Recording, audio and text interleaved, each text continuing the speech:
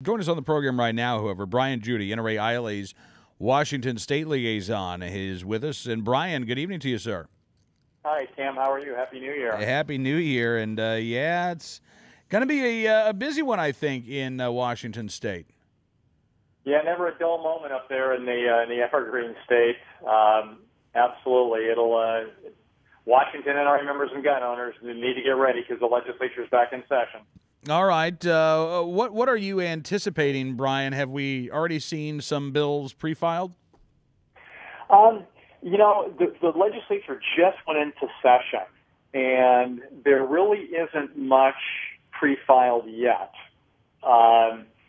They've got a horrendous budget situation, and that could be a saving grace for us because they have about 5.4 billion reasons to focus on things other than firearms. Yeah. So as of now, there isn't any anti-gun legislation pre-filed, but it's just hard to say. You know, we've been able to hold the line pretty well in Washington. We've been successful in cultivating a very strong group of pro-gun Democrats, which has been imperative to hold the line. And a lot of them are coming back. We're actually, it's interesting because both the Senate and the House increased the number of Republicans in each body. And, traditionally you would think that would create a stronger position for firearms owners. But quite frankly, we're a little bit weaker because we lost some key Democrats, some key pro-gun Democrats, particularly in the House, and particularly a number of pro-gun women legislators, pro-gun women Democrats. So although both the House and the Senate are a little more Republican, we're actually, from the gun perspective, a little bit weaker. So it's kind of an interesting situation. Oh, wow. So in terms of being able to advance the Second Amendment, Brian, it sounds kind of like gun owners are going to be playing defense in Washington State. Given the politics in that state, that really is the situation. We always have some pro-gun bills introduced, and we plan to have pro-gun bills introduced again this session. Mm-hmm. But because of the nature of the situation where we've been effective in holding off all the anti-gun legislation, and there's some real liberal anti-gunners in the Seattle area particularly. Oh, yeah. that really want their democratic leadership, and the Democrats control the House, the Senate, and the governor's office. So a lot of those liberal Seattle Democrats really want their leadership to push gun bills. But because we've cultivated this group of pro-gun Ds from some of the outlying suburban and rural areas, mm-hmm. we've held the line. So the cost to that is the anti-gun Ds from the urban areas. They would go nuts. They'd be looking for the heads of their leaders if their leaders allowed any of our bills to move. So we've really worked to a stalemate. And given the politics, it's actually, I consider it a success.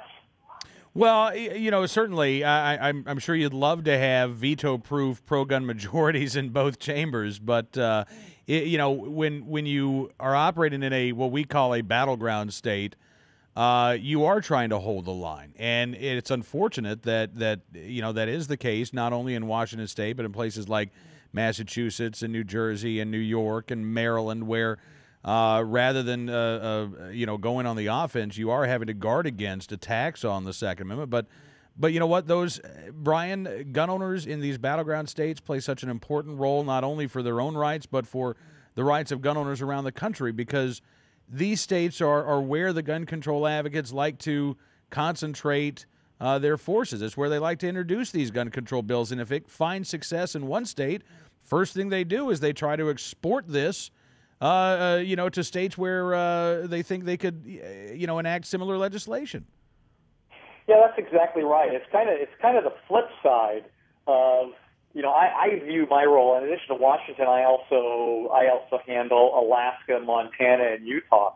Oh, and wow. I view my role in those states the opposite of what you said. My role, I view my role as pushing the envelope. Mm-hmm. And like in Alaska a number of years ago, we were successful in passing a bill to do away with the requirement for a permit to carry concealed.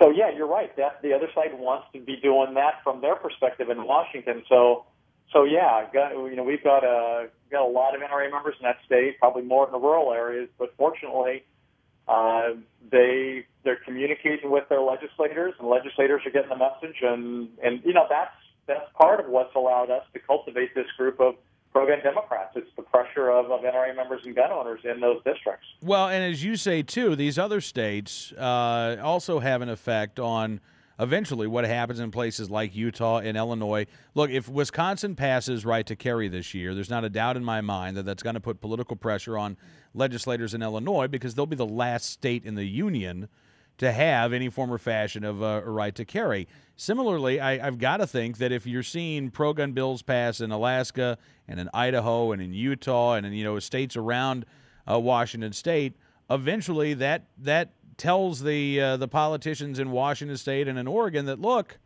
the voters are behind these issues. These issues are not as controversial as what the anti-gunners make them out to be. Yeah, that's true. And a few years ago, we got a reciprocity bill in Washington. It's very narrow, and but it's a foot in the door, and that's one of the issues that we would like to run. We would like to broaden and improve that. But part of the reason we got that is, just like you say, because so many other states and all the states surrounding Washington have some level of reciprocity or recognition. So yes, absolutely. You got to get the easier dominoes to fall before you can get the tough ones. But once you get them going, you definitely generate momentum. So you're absolutely correct. Yeah. Well, I tell folks all the time that what happens in one state does have an impact on them 3,000 miles away. None of these issues are purely local issues. They're all part of the broader debate. And Brian, again, I can't thank you enough, sir, for coming on the program. We're going to be following what's going on in Washington State this year and alerting gun owners to any bad pieces of legislation that are coming up, and any chances they have to advance the Second Amendment as well. We're going to let them know about it. And I know, sir, that we're going to be talking to you quite a bit, given the states that you cover, not only Washington, but as you mentioned, Utah, Montana, and Alaska. So we'll be talking to you again very soon, Brian.